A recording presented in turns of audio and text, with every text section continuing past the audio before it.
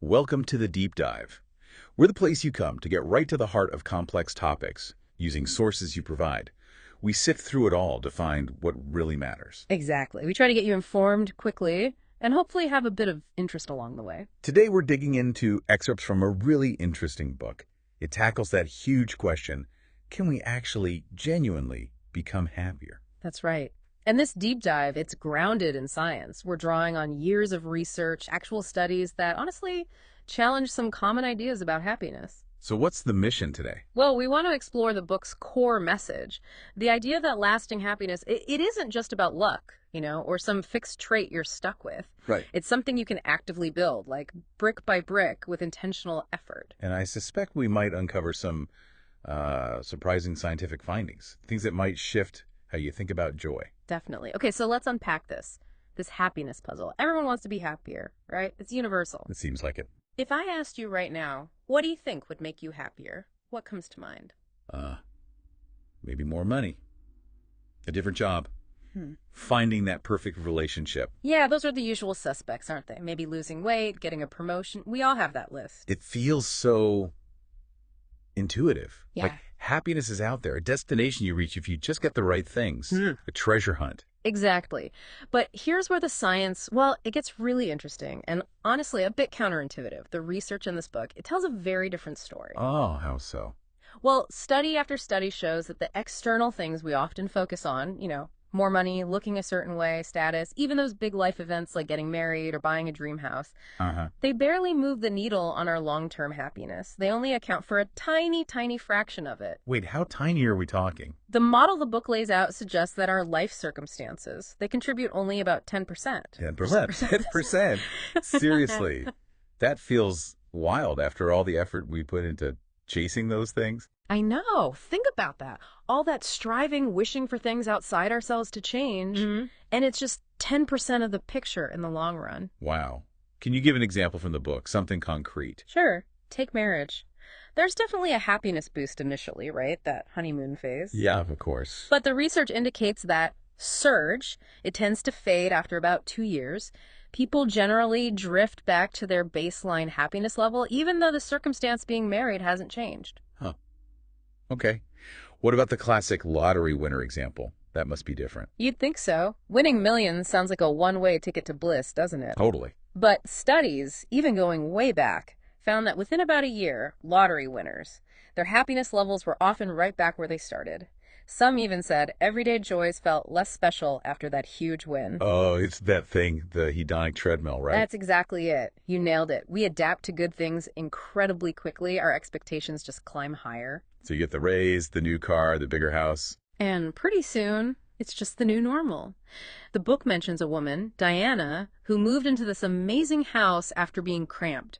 Felt like heaven. But just months later, she was already looking at other houses, thinking she needed more.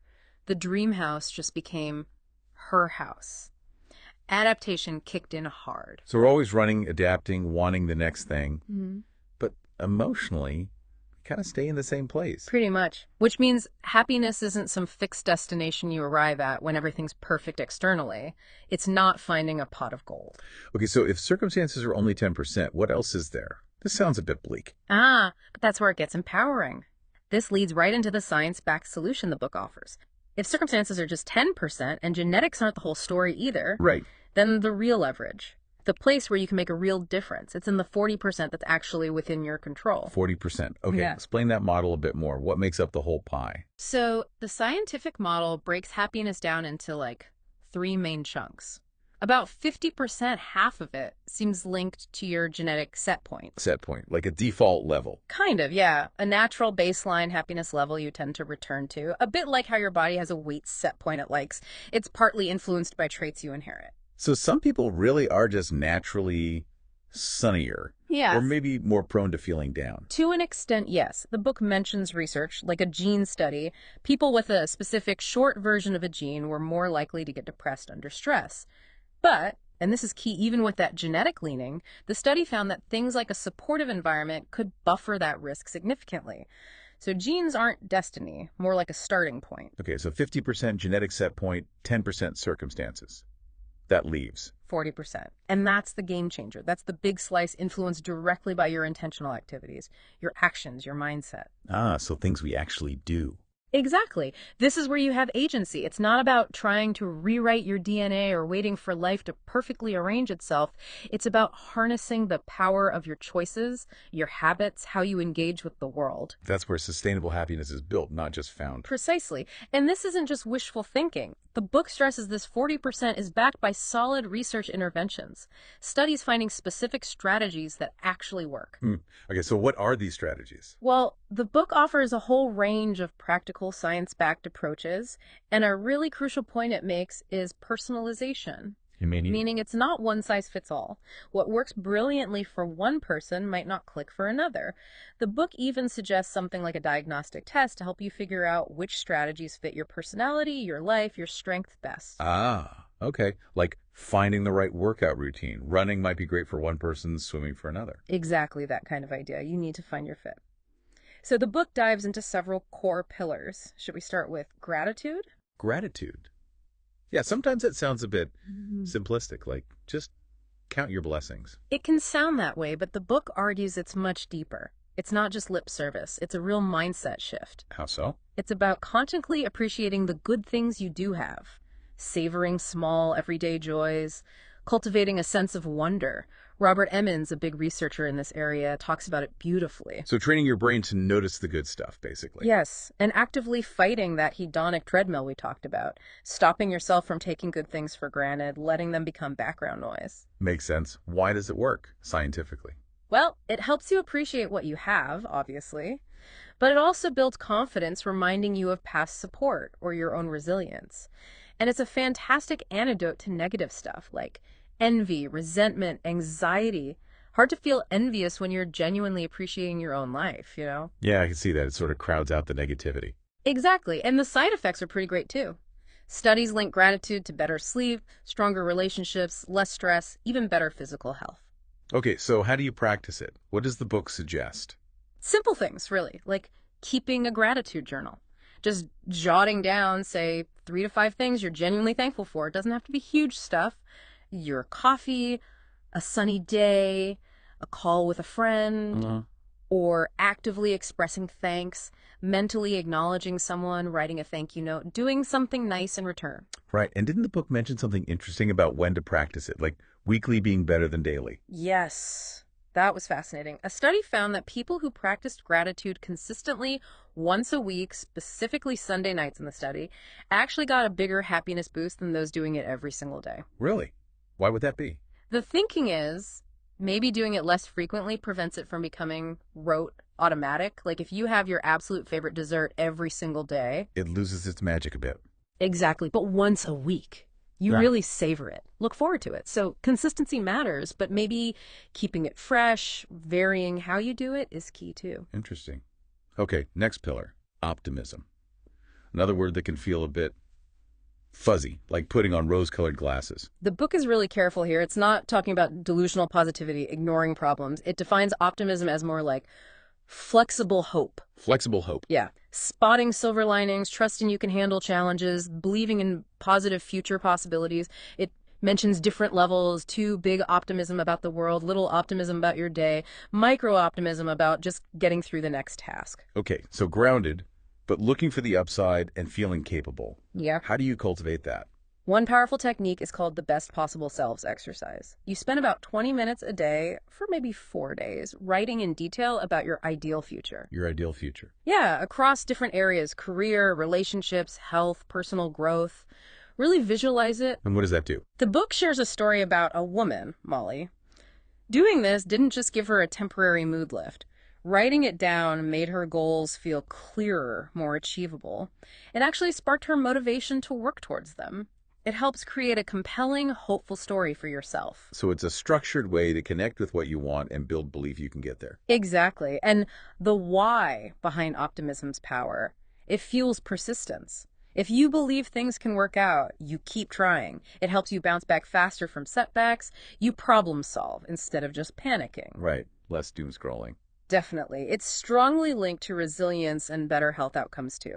And the book also mentioned challenging negative thoughts. Yes, that's a big part of it. A technique called the ABCDE method. Adversity, something bad happens. Belief, what you tell yourself about it. Consequence, how you feel and act. Okay. Then comes disputation, challenging that negative belief. Is it true? Are there other explanations?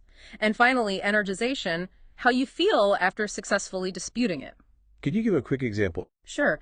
Say a coworker ignores your idea, adversity. Your belief might be, I'm incompetent. The consequence is feeling down. Disputation is questioning that belief. Wait, is that really true? Maybe they were just busy. Maybe the idea needs work. It's not about me. Finding alternatives energizes you, helps you see it less personally. The book mentioned a study showing this helped kids reduce depressive symptoms long term. It's about rewriting the negative stories. Powerful. Okay, let's move to social connection. That feels huge. Absolutely fundamental. We are wired for connection. The research is overwhelming. Strong social bonds are critical for well-being, even survival. Happier people consistently have better relationships. And the book looks at this through kindness and relationships themselves. Yes. First, the kindness effect. Doing good feels good. Simple, but true. Tell me about the study on that. Right. Participants were asked to do 5 acts of kindness in a week. The surprising bit. The group told to do all 5 acts on one single day got a bigger happiness boost than the group who spread them out across the week. Really? Well, All at once was better. yeah, maybe because it makes the impact feel more concentrated, more noticeable, like a kindness spree. And they also found that varying the acts, like making coffee for someone, helping a neighbor, donating something, kept the good feeling going longer than doing the same kind of thing 5 times. Variety matters here, too. Interesting. So intentional, varied kindness helps. And then just nurturing relationships in general. Crucial. As the book notes, even big things like getting married need ongoing effort to keep the happiness level up beyond the initial glow. You have to actively invest. What does that look like? Making time, truly listening, showing appreciation, offering support, even simple things like hugging.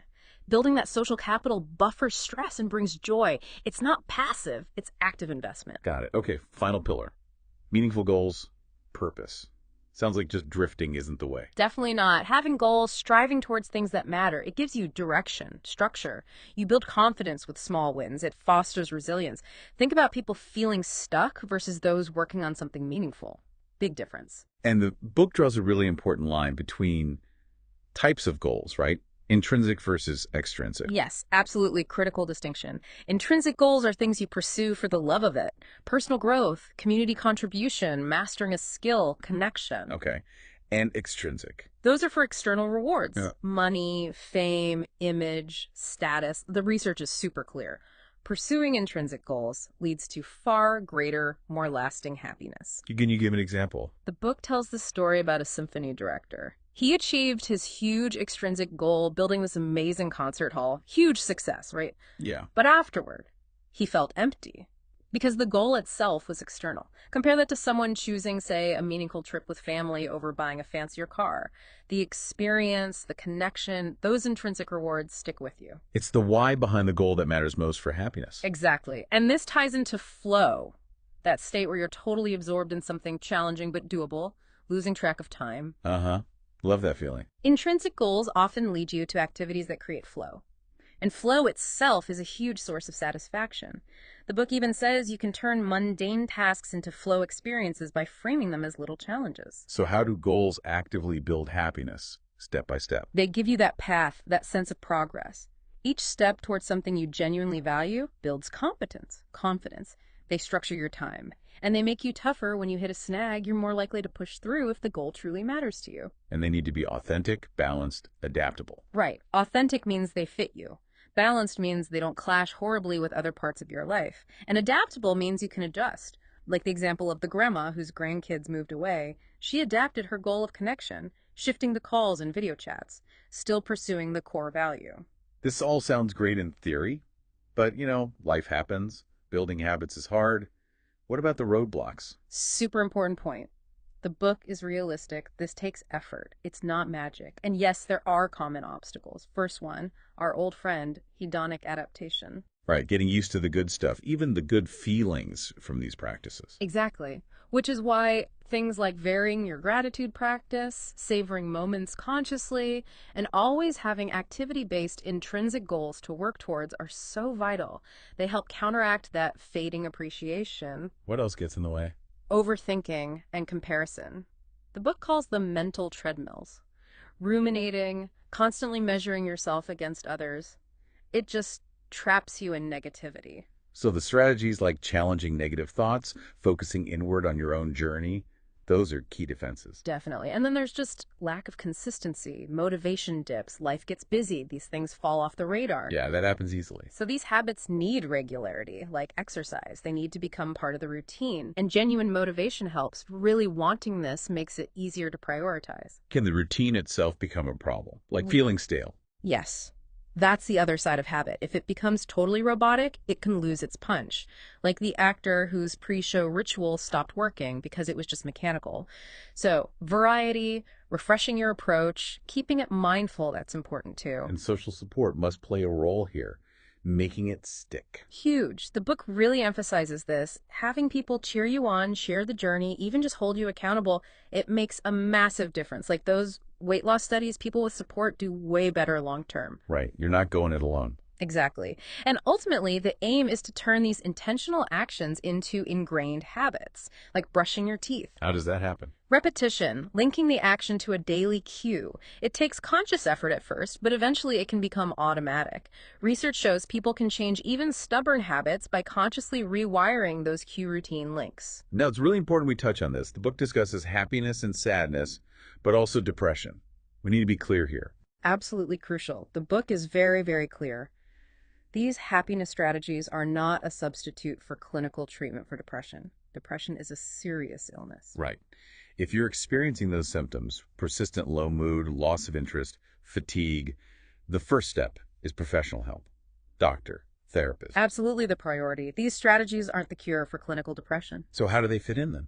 The book presents them, and research supports this, as a powerful complement to treatment. Once someone is getting professional help, integrating these practices can help them move beyond just not being depressed towards actually experiencing positive emotions again, joy, engagement, curiosity. So building positive feelings alongside addressing the illness. Exactly. There's research on things like positive psychotherapy showing that adding these kinds of strategies can significantly reduce depressive symptoms and boost overall well-being, even for people with major depression. It's about stacking positive moments, reframing thoughts, building resilience alongside therapy or medication. Okay, that's a really important clarification. So wrapping up this deep dive, the big takeaway is that a huge chunk of your happiness, that significant 40%, is actually within your sphere of influence through your intentional actions and mindset. Which is incredibly empowering, right? Yeah. You're not just stuck with your genes or your circumstances. Not at all. And it's but it's not passive. It takes work. Effort, finding what fits you, Yeah. consistency, keeping it fresh, getting support. It's a journey, building habits, making conscious choices day by day. Not just waiting for luck or for things outside you to change. It's about building that well-being from the inside out. Well, thank you for walking us through all of that. Really fascinating insights. My pleasure. It's powerful stuff. So for everyone listening, if happiness is something you build, brick by intentional brick, what's one small choice you can make today to add just one brick to your foundation?